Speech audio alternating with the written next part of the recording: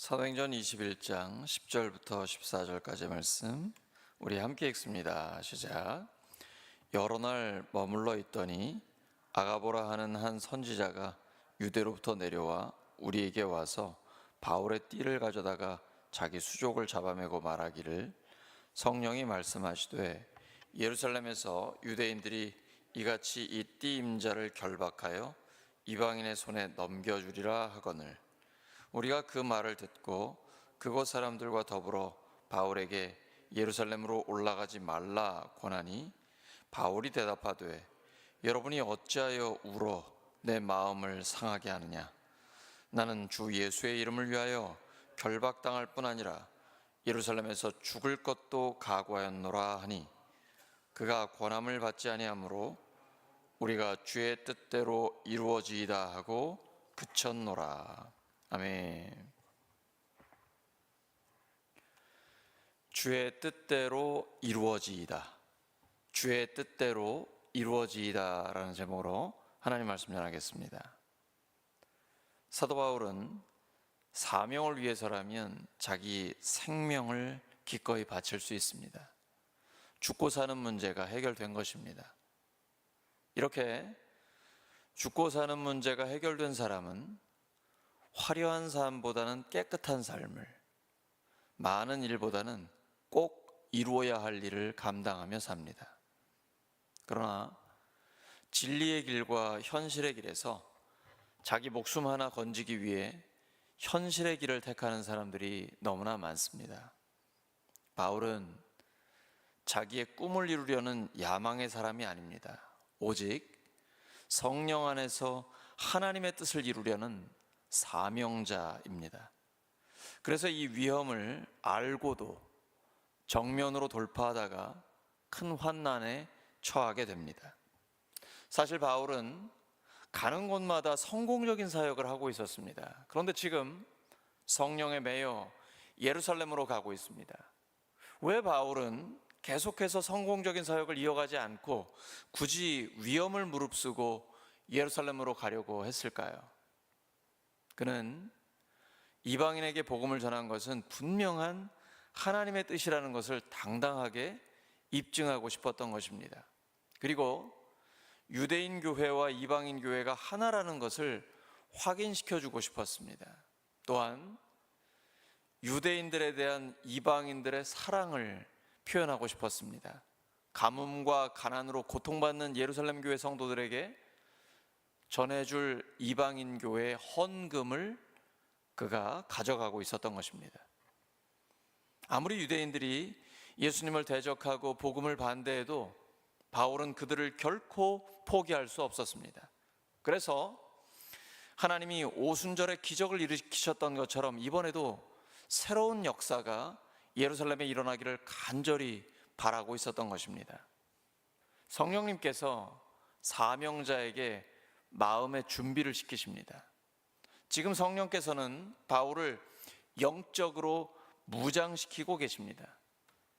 마음의 준비가 안 된 상태에서 어려움을 당하면 예수 믿는데 왜 이런 고통을 당해야 하나 이렇게 시험을 당할 수 있습니다. 하지만 마음의 준비가 되어 있으면 모든 것을 합력해 선을 이루신다는 확신을 갖고 담대하게 고난을 이길 수 있습니다. 바울은 예루살렘으로 가는 길에 여러 형제자매들과 교제하고 함께 기도합니다. 그런데 바울이 불구덩이 속으로 들어가는 것을 알고 있는 형제들이 가지 말라고 울면서 말립니다. 믿음의 형제자매들을 만날 때 주님께서는 우리에게 음성을 들려주십니다. 이것이야말로 주님께서 우리와 함께 하시는 아주 중요한 증거입니다. 우리는 주님의 음성을 들을 때 하나님이 우리와 함께 하신다는 것을 확인할 수 있습니다. 형제들은 사도 바울을 만류합니다. 예루살렘은 위험합니다. 그러니 그곳에 들어가시면 안 됩니다. 하지만 놀랍게도 사도 바울은 예루살렘으로 가는 것을 포기하지 않았습니다. 그는 자기가 감당해야 할 사명이기에 단호하게 결단을 내립니다. 그리스도인의 삶을 인도하는 두 가지 원리가 있습니다. 그것은 이성과 영감입니다. 성령께서 모든 것을 가르치시고 모든 진리 가운데로 인도하시며 주님 말씀을 생각나게 하십니다. 성령의 역사는 이성적인 부분이 굉장히 강합니다. 하나님의 생각을 따라 현실을 직시하고 합리적으로 판단할 수 있습니다. 그렇게 하나님의 말씀을 따라 사는 사람들에게는 순간순간 성령의 영감이 주어집니다. 우리에게 많은 것을 지시하시고 깨닫게 하십니다. 조심스럽게 우리가 하나님의 뜻을 따라 행할 때 이런 영감들이 우리에게 너무나도 구체적인 도움이 될 때가 많습니다. 성령님이 바울에게 주신 말씀은 그 길이 위험하다는 것이지 가지 말라는 뜻은 아닙니다. 다른 사람들이 나를 생각해서 해주는 말을 무조건 따를 수는 없습니다. 우리는 주위의 많은 조언이나 정보들을 사용할 수 있지만 그것을 모두 액면 그대로 사용해서는 안 됩니다. 분별력이 필요합니다. 바울은 예루살렘에서 고난당할 것을 알고 준비하겠다는 생각을 갖고 있는 것입니다. 다른 사람이 해줄 수 있는 일이 있는가 하면 자기가 반드시 풀어야 할 일이 있습니다. 우리 주님께서 십자가를 지신 것과 마찬가지입니다. 우리 각자도 자기 십자가가 있습니다.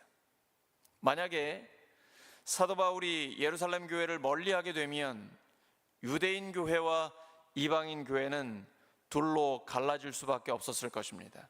결국 사도 바울의 수고와 겸손이 교회를 하나 되게 한 것입니다. 겸손하면 겸손할수록 하나가 됩니다. 또한 물질로 서로 하나가 될 수 있습니다. 말로 아무리 하나라고 해도 그것은 약합니다. 구체적으로, 물질적으로 서로 도울 때 하나가 됩니다. 사랑은 표현을 해야 합니다. 말로도 표현하고 구체적이고 실제적인 표현이 있어야 합니다. 우리가 국내 그리고 해외 선교를 하고 있는 것은 사랑의 표현입니다. 그리고 선교비를 보내면 기도하게 됩니다. 우리의 물질이 가면 마음이 가기 때문에 기도를 하게 됩니다. 기도와 물질이 가는 곳에 하나님께서 열매를 주십니다. 사랑하는 우리 울산교회 성도 여러분, 우리가 믿고 따르며 전하는 하나님의 말씀은 현실의 도전 속에서 구체화될 수 있습니다. 참된 믿음은 나와 내 삶을 실제로 변화시킵니다. 그래서 우리는 성경의 하나님을 현실에서 만나게 되는 것입니다. 실존적인 하나님을 만나게 되면 그 경험이 우리에게 강력한 믿음으로 다가오게 됩니다. 죽고 사는 문제가 해결됩니다. 십자가와 부활의 복음을 믿기 때문입니다. 지금 죽어도 하나님 나라가 우리의 것입니다. 죽고 사는 문제가 해결된 사람답게 오직 성령 안에서 사명을 감당하는 우리 모두가 되기를 예수 그리스도의 이름으로 축원합니다. 하나님 아버지 감사합니다. 오늘도 기도할 때 성령의 음성을 들려주시옵소서. 사람의 생각과 하나님의 생각을 분별할 수 있는 영분별의 은사를 주시옵소서.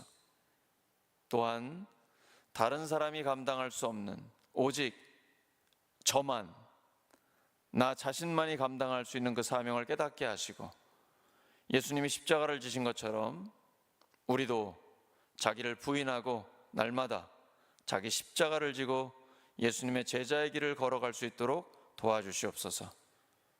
죽고 사는 문제가 해결된 하나님의 자녀답게 오늘도 성령의 권능으로 사명을 감당케 하여 주시옵소서.